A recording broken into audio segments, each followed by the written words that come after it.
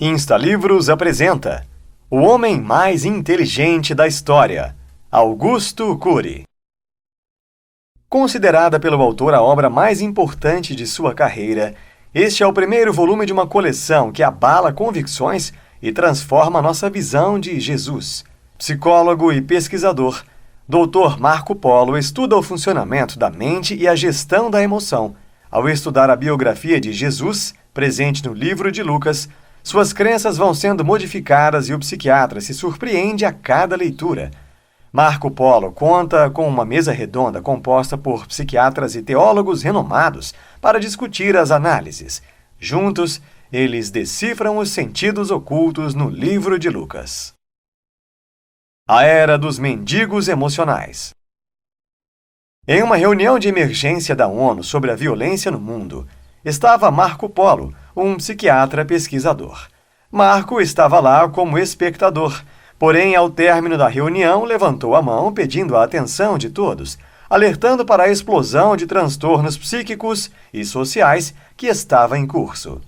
O psiquiatra explicou que a educação clássica despreza as habilidades socioemocionais capazes de proteger a psique, e afirmou: a educação mundial precisa passar da era da informação para a era do eu como gestor da mente humana. Marco Polo explicou que ser gestor da mente humana é saber gerenciar os pensamentos, proteger a emoção, libertar a criatividade e se tornar protagonista da própria história. Ele também alertou para o fato de que as pessoas precisam aprender a pensar coletivamente, a se colocarem no lugar do outro e serem tolerantes às frustrações. A falta de proteção da emoção é uma grande violência e a cometemos contra nossos próprios filhos. Hoje, uma criança possui mais informações que imperadores romanos, até mesmo mais dados que Sócrates ou Platão. Este excesso de informações não utilizadas torna-se lixo intelectual e esgota o cérebro. Marco Polo afirmou que o que forma um pensador não é a quantidade de dados, mas sua organização. O psiquiatra disse: por favor, procurem dar aos seus filhos o que o dinheiro não pode comprar, sua presença e sua história. Ensinem-lhes a contemplar o belo. Esse é o presente dos presentes. De repente, uma pessoa o perguntou: e Jesus Cristo sabia contemplar o belo? Marco Polo disse que não falava sobre religião e que era ateu, mas a pessoa insistiu. Eu não perguntei se o senhor crê em Deus ou não. Perguntei se o personagem Jesus era saudável, feliz, se contemplava o belo. Sua própria esposa, que estava na plateia, o desafiou, dizendo que ele tinha medo de investigar a mente de Jesus e sugeriu que ele investigasse os aspectos de sua inteligência. Desde sua participação na Conferência da ONU sobre Causas e Soluções para a Violência, Marco Polo tornara-se consultor da organização. Fora convidado para dar uma conferência no Congresso Internacional para a Preservação dos Recursos Naturais do Planeta, promovido pela entidade. Porém, o psiquiatra falaria dos recursos naturais do planeta emoção. Marco estava lançando o primeiro programa mundial de gestão da emoção. O seu grande sonho era contribuir para o futuro da humanidade. O psiquiatra fez muitos comentários importantes e complexos e novamente foi questionado sobre Jesus Cristo.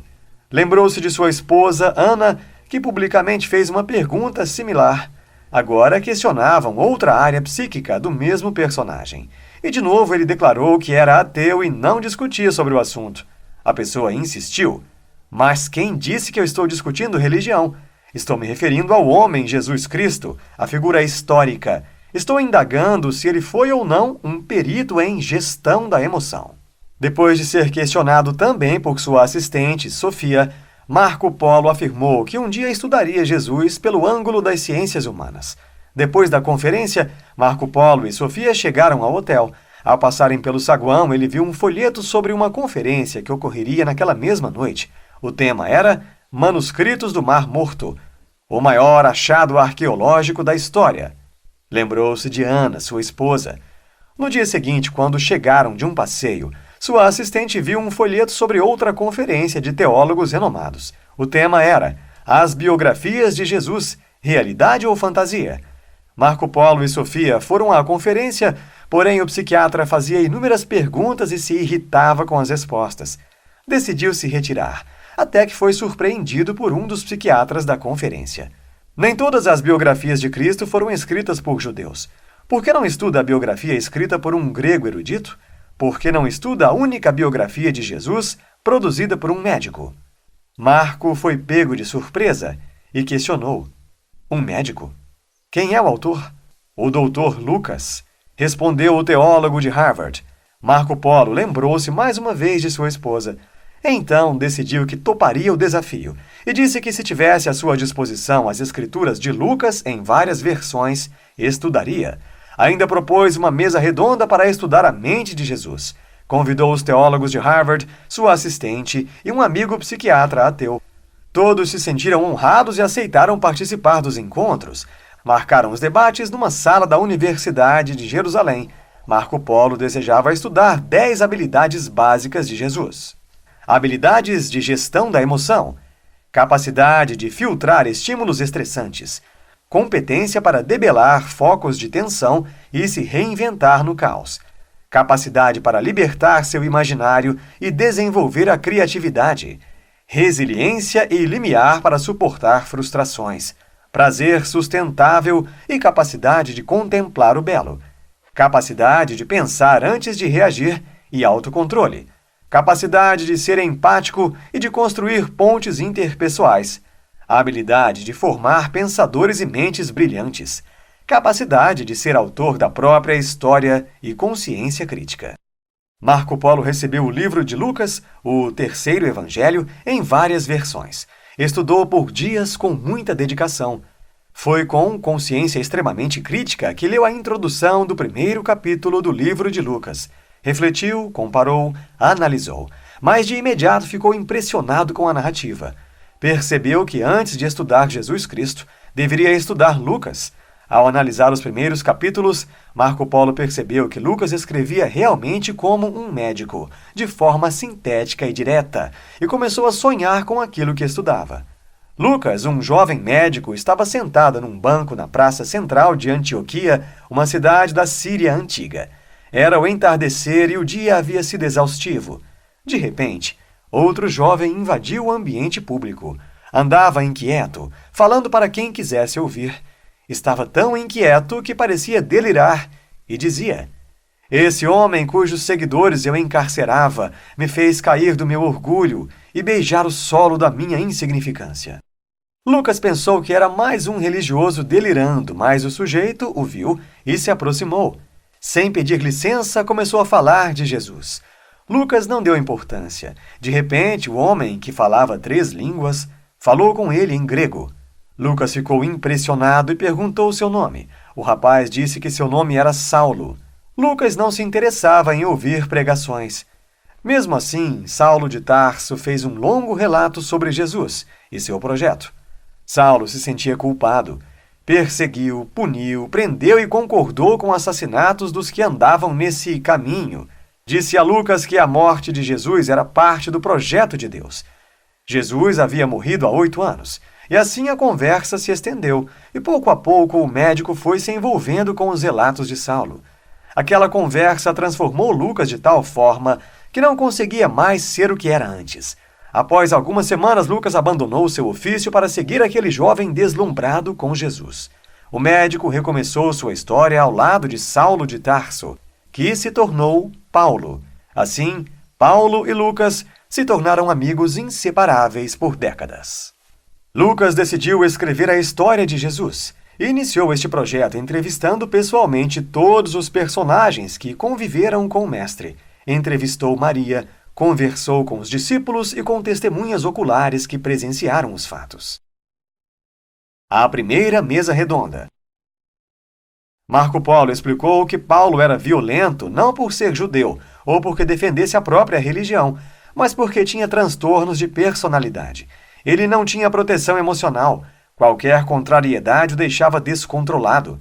Era um sociopata. O psiquiatra Michel, amigo de Marco Polo, questionou: como ele mudou? O psiquiatra explicou que Paulo continuou tendo um caráter forte, mas passou a usar sua energia não mais para destruir, e sim para construir, realocando sua energia mental. A mesa redonda prosseguia. Depois de falar sobre o caráter de Lucas e Paulo, chegou o momento de Marco Polo revelar os detalhes das primeiras análises sobre os textos de Lucas. Lucas diz em suas escrituras que muitos se empenharam em elaborar uma narrativa histórica sobre os fatos que entre eles ocorreram, conforme descreveram testemunhas oculares e os líderes dedicados à palavra. E diz que ele mesmo investigou tudo em detalhes a partir de sua origem. Lucas, ao dizer que investigou, entrevistou, organizou os dados, mostrava que valorizava mais o natural que o sobrenatural, mais o raciocínio do que a superstição. Lucas foi o biógrafo que mais se aproximou de Maria, que lhe contou fatos íntimos sobre Jesus. Com muito respeito e entusiasmo, os 5 membros discutiam o comportamento de Jesus e de todos os envolvidos. Iniciaram um estudo sobre a educadora de Jesus, Maria. Marco Polo questionou: quais características da personalidade de Maria são mais relevantes? Apesar de os religiosos dizerem que Maria era dócil, meiga, abnegada e doadora, Marco Polo confronta, dizendo que nas escrituras de Lucas, a mãe de Jesus demonstra outras características como uma coragem extrema, uma sofisticada capacidade de reflexão, uma surpreendente habilidade de raciocinar de maneira sintética e uma autoestima extraordinária. O psiquiatra fala sobre as bases que usou para chegar a estas características. Quem acreditaria que o bebê era um projeto divino? Como acreditariam que uma jovem, uma adolescente de 15 ou 16 anos, era portadora desta missão? Maria aceitou ficar grávida sem titubear, numa terra em que os adúlteros eram condenados à morte. Como ela explicaria a gravidez a seus pais, ao futuro marido e aos amigos? O teólogo de Harvard questiona: entendi que Maria precisou de uma coragem extrema, mas que elementos o fazem considerar que Maria era reflexiva? Marco explica que Lucas escreve sobre um forasteiro que invadiu seu quarto. Era um anjo chamado Gabriel. Em vez de entregar-se ao medo, Maria ficou intrigada e analisou a situação. Quando o estranho lhe fez a proposta, ela novamente refletiu e quis saber como os eventos aconteceriam. Quem conversaria com um fantasma? Maria discutiu com o estranho e disse: como isso ocorrerá, se não tenho relação com homem algum? Concluíram então que ela era uma jovem reflexiva, não impulsiva. Se Maria não aprendesse a proteger sua emoção, não sobreviveria. Maria produziu seu famoso Magnificat, conhecido também como Canto de Maria ou Canção de Maria, ao encontrar Isabel na época do nascimento de Jesus. Lucas registrou o Magnificat, o Nunc Dimittis e muitas outras coisas que apenas Maria sabia. Ela realmente confiou no médico grego. Marco Polo diz que a relação de Maria com seu Deus era tão íntima e cheia de trocas que, de alguma forma, ela rompeu a barreira da virtualidade. Ela disse: a minha alma engrandece ao Senhor. O psiquiatra diz que o Deus de Maria não estava apenas nos céus, mas em sua mente. Segundo a análise de Marco Polo, Maria tinha uma espiritualidade inteligente, que era uma fonte de saúde emocional e provavelmente a transformou em um ser humano empático, determinado, resiliente e que sabia gerir sua emoção. Emocionado, o psiquiatra diz que Maria foi a mulher mais forte emocionalmente que ele já havia analisado. Marco diz que provavelmente Maria foi a mulher com a autoestima mais sólida da história, pois corria o risco de ser apedrejada e considerada insana, mas em seu Magnificat diz: de hoje em diante todas as gerações me chamarão bem-aventurada. Sofia, assistente de Marco Polo, diz que hoje as mulheres olham no espelho uma ruga, uma cicatriz, e lá se vai a autoestima. Marco completa, dizendo que é impossível ter boa saúde emocional sem uma autoestima sustentável. Maria passava por diversas e enormes dificuldades, mas seu eu não sucumbia ao medo nem às cobranças. Marco Polo alerta: se querem ser emocionalmente saudáveis, há um lugar em que vocês não devem ser tímidos, dentro de si mesmos. O teólogo de Harvard admitiu que a Maria analisada e descrita naquela mesa redonda era muito maior do que os católicos e do que os protestantes imaginaram. Talvez seja maior até do que os islamitas compreenderam. O Anunciador e o Anunciado. Um homem que parecia louco, vestido como um maltrapilho, falava sobre a grande revolução social que começaria de dentro para fora. Dizia que um líder se aproximava e mudaria as relações humanas. Estaria à frente de um governo justo e generoso. João não tinha papas na língua. Falava sobre os problemas de seu povo e seus governantes. Era um homem de muita coragem numa época de perseguições políticas. Era preciso ser discreto, mas ele era incapaz de ficar quieto. João dizia ser a voz que preparava o caminho de seu líder, o Senhor do mundo. A forma como João falava de seu líder fazia com que as pessoas imaginassem um super-herói que chegaria numa carruagem coberta de ouro. Demorou que Jesus chegasse. Ao identificá-lo, João parecia um menino que encontra o pai no final da tarde. João anunciou a chegada do homem. Porém, a decepção do povo foi enorme. Jesus não se parecia nada com o personagem que as pessoas haviam criado em suas mentes. Mas, se faltavam as características externas, internamente transbordava ousadia e lucidez. Eis o homem que se apaixonou pela humanidade. Eis o homem que se sacrificará por ela, tal qual um cordeiro imolado num altar. Eis o advogado que nos defenderá de nossas loucuras. Ele olhou para João, mas silenciou. Apenas curvou-se diante de João para viver a metáfora do batismo. João disse: "Curva-se a mim, eu que sou indigno de desatar-lhe as correias das sandálias. Eu é que devo me curvar diante de você." As pessoas não entendiam como João agia de maneira tão humilde perante um homem tão simples. Na mesa redonda, Marco Polo falou em detalhes sobre o encontro entre João e Jesus. O psiquiatra analisou e disse que, por incrível que pareça, Jesus não disse que João estava exagerando em sua humildade ao falar que se achava indigno de tirar suas sandálias. As palavras de Jesus revelavam sua superioridade. Cumpramos as Escrituras. Mesmo ciente dos riscos, os membros do debate resolveram continuar. Quanto mais Marco Polo lia os textos, mais ficava abismado.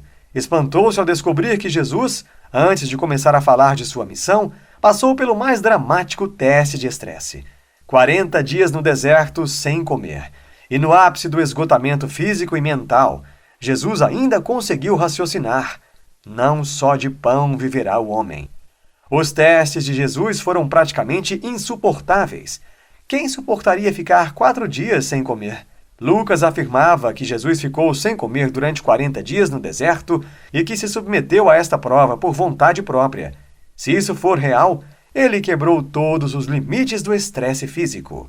Quando o corpo de Jesus estava à beira do colapso, ele falava do maior sonho dos mortais, a eternidade. Marco Polo diz que ele não perdeu o romantismo pela vida, mesmo diante da morte. Marco Polo iniciou mais uma mesa redonda falando sobre o segundo teste de estresse passado por Jesus, a necessidade neurótica de poder. Seu autocontrole foi testado ao máximo. Em suas escrituras, Lucas indicou que Jesus, depois do estresse físico extremo, foi testado a querer poder e a usá-lo de forma desmedida durante toda a sua jornada. Marco Polo explica que a necessidade neurótica de poder não ocorre apenas quando queremos de forma descontrolada o poder que não temos, mas também quando abusamos do poder que já possuímos. O psiquiatra disse: muitos empregados querem ser empresários, muitos empresários querem ser políticos, muitos políticos querem ser reis, muitos reis querem ser deuses, mas, para espanto das ciências humanas, o único homem que foi chamado de Filho de Deus queria ser humano. Sofia afirmou com sabedoria: Jesus propunha uma revolução na essência da humanidade. Já Marco Polo, que no início se negava a estudar Jesus Cristo, disse: nunca alguém tão grande desejou se fazer tão pequeno para tornar os pequenos grandes. Humilhação pública, mais um teste de Jesus. Quanto mais sucesso a pessoa tem, maior é a dificuldade de suportar frustrações. Alguns são tolerantes no início da carreira, mas mudam depois de subir ao pódio. Não aceitam nenhuma contrariedade. É nessa área que se deu o quarto e mais cortante teste de estresse que Jesus atravessou, afirmou Marco Polo. O psiquiatra explicou que Jesus utilizou 2 técnicas modernas de proteção emocional. A primeira, doar-se sem cobrar demais e diminuir a expectativa do retorno. A segunda, não exigir dos outros o que eles não podem dar. Jesus não sofria por antecipação, nem ruminava perdas e frustrações. Pensava estrategicamente no futuro e se preparava para suportar o insuportável. Jesus passou pelo teste de paciência, aguardando 30 anos para revelar o seu projeto ao mundo. Marco Polo encerrou mais uma mesa redonda, dizendo: Eu estudo o processo de formação de pensadores, mas a inteligência de Jesus é tão complexa que me sinto abalado. Era impossível que as palavras e atitudes de Jesus passassem despercebidas. Logo ficou conhecido através do boca a boca. Ele desejava difundir sua mensagem, mas recusou o poder político e a fama. Jesus preferia o anonimato. Marco Polo começou a comentar os textos de Lucas, que falam do processo incomum de um mestre para cativar e iniciar o processo de formação de seus discípulos. Mais uma vez, tudo fugia ao normal. Marco falou sobre a forma como Jesus os abordou, os riscos que correram, os primeiros conflitos e as decepções. O psiquiatra falou sobre alguns paradigmas para a educação propostos por Jesus. Cada aluno tem um potencial incrível, mesmo que seja imperceptível. Ninguém é irrecuperável. Ninguém muda ninguém. Só a própria pessoa pode se reciclar. Usar metáforas e histórias é importante para libertar o imaginário e a criatividade. Dinâmicas e vivências no processo educacional rompem o cárcere da teoria. Erros são oportunidades para crescer, não para novas punições. Sofia teve um sonho com Jesus ainda criança e contou a Marco Polo sua experiência. O psiquiatra disse que tem a impressão de que os seguidores de Jesus não têm consciência das causas por que creem nele. Eles valorizam atos sobre-humanos, sua morte na cruz e a promessa da eternidade, mas foram os pequenos gestos, as atitudes intrigantes e as ideias revolucionárias que no fundo os convenceram. Os debates eram transmitidos pela internet, tendo espectadores do mundo inteiro. Eram muito elogiados por todos, mas alguém se incomodava. O teólogo que participava do debate recebeu uma carta falsa do Vaticano, exigindo que ele parasse. Michael, o psiquiatra, também sofreu um ataque em seu apartamento. Estava com sua esposa e filha pequena quando o apartamento foi invadido e seu computador levado. Ao entrarem para a próxima roda de conversas, uma bomba explodiu embaixo da mesa onde os participantes estariam, se não estivessem atrasados. Um ataque terrorista na universidade. Depois de uma longa conversa, todos decidiram não desistir da mesa redonda e acharam melhor que os debates fossem feitos a céu aberto. O próximo encontro seria na montanha onde Jesus proclamou seu discurso, o Sermão da Montanha. Marco Polo já começou surpreendendo a plateia. Em primeiro lugar, o Sermão da Montanha é o maior tratado sobre a felicidade e a prevenção de transtornos emocionais da história. Marco Polo contou que um dos mais antigos relatos da busca pela felicidade foi feito por um dos mais sábios reis do passado. Salomão talvez tenha sido o primeiro grande líder que procurou a felicidade como objetivo de vida. Homem ético e culto que se perdeu por causa do poder, principalmente quando acreditou que ser feliz era ter tudo o que seus olhos desejavam.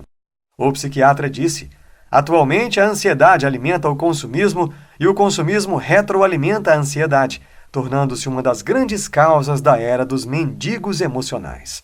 Marco Polo afirma: para Jesus, ser feliz não era ter uma vida perfeita sem falhar, tropeçar ou errar, mas usar nossas loucuras para nutrir a sanidade, as crises para alicerçar a tolerância, as lágrimas para enriquecer a sabedoria. O Sermão da Montanha foi muito mais que um belo discurso. Jesus nos deu ferramentas para transformar o homem, essa espécie tão complexa e bela, mas também tão violenta e emocionalmente doente, numa espécie saudável, regada a uma felicidade sustentável. Insta Insights. É muito importante ter controle sobre a própria vida e ser protagonista da própria história. O que forma um pensador não é a quantidade de dados, mas sua organização. Ser feliz é saber ver beleza nas coisas pequenas e anônimas. A necessidade neurótica de poder acontece quando queremos muito o poder que não temos e quando abusamos do poder que já possuímos. Quanto mais sucesso as pessoas têm, mais dificuldade têm em lidar com frustrações. Neste livro, você aprendeu que para sermos emocionalmente saudáveis, precisamos aprender a gastar energia emocional com pensamentos úteis e edificantes. Através da análise da mente de Jesus, o autor nos leva a refletir sobre nosso modo de vida atual e nos mostra que devemos aprender a contemplar o belo, às coisas simples da vida e a buscar uma felicidade sustentável.